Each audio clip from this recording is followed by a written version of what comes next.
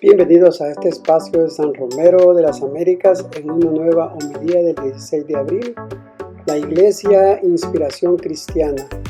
Agradecemos que se haya detenido para escuchar las homilías de San Romero y esperamos que al final nos dé un me gusta o un comentario, déjelo para poder seguir mejorando en este espacio que está dedicado a la promoción de la fe cristiana católica a través de los diversos medios piadosos con el Santo Rosario, las cápsulas de San Romero y el espacio de su santidad, el Papa Francisco. No olvide dejarnos su mensaje para que podamos continuar con esta promoción a través de las homilías de San Óscar Arnulfo Romero y esperamos seguir creciendo en nuestra fe, en nuestra devoción cristiana. Escuchemos con atención para reflexionar al final de la misma homilía. Dios los bendiga, paz y bien. Que esto quede muy claro, porque la Iglesia no puede identificarse con ningún partido político ni con ninguna organización de carácter político, social, cooperativo. La Iglesia no tiene sistemas, la Iglesia no tiene métodos, la Iglesia solo tiene inspiración cristiana, una obligación de caridad que la urge a acompañar a quienes sufren las injusticias y ayudar también a las reivindicaciones justas del pueblo. Allí sí la Iglesia está, pero sin identificarse con los sistemas y los métodos. Esto, repito, que quede bien claro, porque yo no soy director de ninguna organización política. Yo no soy, ni mis sacerdotes deben de ser líderes de estos grupos. Si hay coincidencias objetivas, son perspectivas de evangelio las que la iluminan. Y a este propósito sí quisiera yo lamentar, queridos hermanos, que precisamente por no confundirse con un sector, con un partido, con un método, con una agrupación, la Iglesia está en condiciones de independencia para poder criticar lo malo que se encuentre en cada organización. Y lo dirá sin ambajes, y lo ha dicho también, cuando tanto en las organizaciones del bloque popular revolucionario, como también en otras organizaciones de carácter más oficial, la Iglesia denuncia el pecado, donde quiera que se encuentre. Y uno de los pecados más grandes es este, hermanos, que a mí me duele tanto, que el sistema actual de nuestra patria ha logrado el enfrentamiento de los campesinos. La misma hambre que angustia al hombre del bloque es la misma hambre que angustia también al hombre de orden. Y pensar también que la gente de nuestros ejércitos ha salido también del campesinado.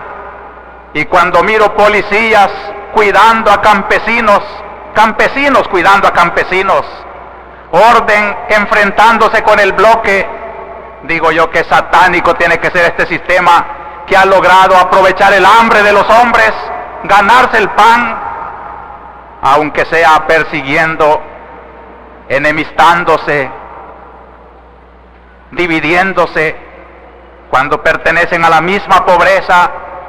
Y en vez de ayudarles en un diálogo constructivo para que unos y otros salgan a un ambiente de más respiro, de más libertad, allí los tenemos enfrentados.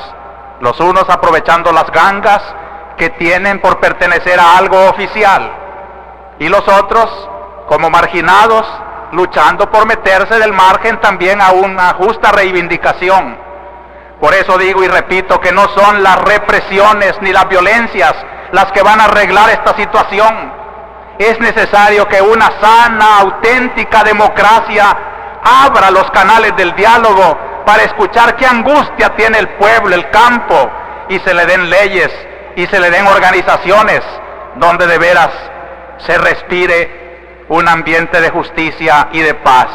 Mientras no haya esos canales, todo lo demás son parches, y muchas veces parches violentos que, como decía Cristo, no hacen más que romper las telas viejas y hacer más trágica la situación de nuestro ambiente.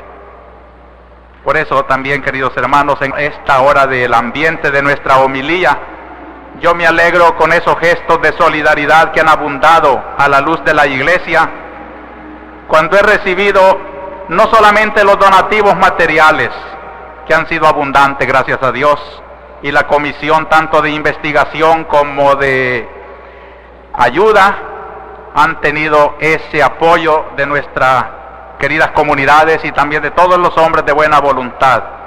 A este propósito quiero leerles este pensamiento de la carta de una persona que desde la Iglesia Bautista ha hecho llegar su socorro. Debo lamentar, dice, que muchos de nuestros líderes en las diferentes denominaciones protestantes no estén a la altura de las circunstancias, pero puedo asegurarle, aunque usted ya lo sabe, que habemos muchos que en lo personal o colectivamente apoyamos de corazón a usted y la iglesia que representa, porque lo que están haciendo es ni más ni menos que lo que Cristo demanda de todos nosotros.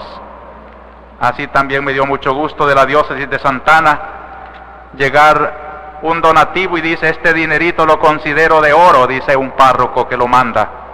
25 colones producto de trabajitos del mercado, y otra señora con 2 colones que tampoco se identificó.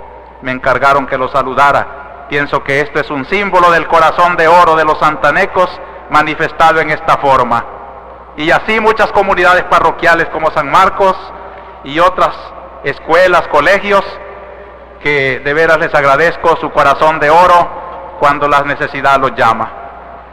En este sentido también los colegios católicos dedicaron 3 días esta semana a reflexionar sobre la realidad de nuestro país. Ya sé que muchos han tergiversado esta actividad y dicen que están socializando a los niños y a las señoritas, que los están comunizando.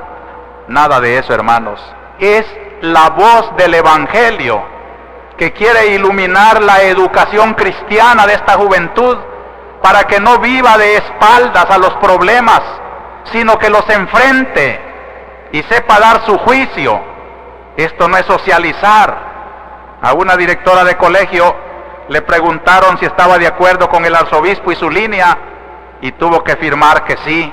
Yo le agradezco. En cambio, otro pliego decía, usted fomente en su colegio la socialización, y ella dijo, esa palabra es muy ambigua, yo no la puedo firmar. Y así es, no podemos acusar a los colegios de socialización porque es muy ambigua la palabra, pero sí de una concientización de justicia social, de evangelio, de caridad, de hermanos. ¿Por qué no van a saber? Y en este sentido yo quiero felicitar a la escuela María Catalina Di Maggio. Me envió un cassette con el resultado de sus 3 días de reflexión. Les diré aquí en público y no me avergüenzo, me hicieron llorar cuando oí señoritas, niñas de nuestras barriadas sentir el cariño y la gratitud para su pastor y para su iglesia, que trata de levantar y despertar la dignidad de la persona humana en su trabajo de promoción. Porque hace esto la iglesia, promover, decirle al hombre que se promueva, que se distinga, que si es cierto que está marginado, si es por fruto de su pereza, de su holgazanería, la iglesia no le puede aprobar esa pobreza. Que conste también esto, que cuando decimos iglesia de los pobres, no decimos iglesia de los haraganes, no decimos iglesia de los rateros, de los ladrones, de las prostitutas que se ganan la vida en el pecado, eso no. Pero sí decimos la iglesia de los pobres, de aquellos que deben de aprender que su pobreza, su rancho, su campo, no es un marco para sentirse distinto de los otros hombres, que a todos nos ha hecho el Señor imagen de Dios, y tenemos que respetar y promover esa dignidad. Eso no es comunismo, eso no es subversión, eso es evangelio de aquel que vino a dar su vida por todos los hombres sin excepción ni acepción de personas. Ahora bien, hermanos, a nuestro modo, pues aquí en El Salvador estamos viviendo las circunstancias de hoy, así como cuando se escribieron las 3 lecturas que se han hecho, refleja todavía hoy las circunstancias pecaminosas de aquel tiempo, iluminadas por la luz de la fe. A estas circunstancias de 1978, aquí en El Salvador, responde la misma luz de hace 20 siglos. la luz del buen pastor. Y esta es la figura central, este es el segundo punto de mi meditación esta mañana. El buen pastor, nos lo presentan las lecturas de hoy sobre un fondo de circunstancias pecaminosas. Ya no hay necesidad de repetirlas. Basta que vuelvan a leer ustedes con esta explicación las lecturas de hoy y analicen allí cuidadosamente cuántas denuncias a cuántos pecados hace Pedro en su primer sermón, en su primera carta, y hace San Juan en su propio evangelio, que a pesar de ser tan místico, tan elevado, tiene sin embargo las denuncias más concretas a los hombres más concretos de la historia. Así se explica que los apóstoles tuvieran conflictos y murieran mártires, porque nadie tolera que le echen en cara su pecado, a no ser el humilde que busca lo que busca la iglesia, la conversión.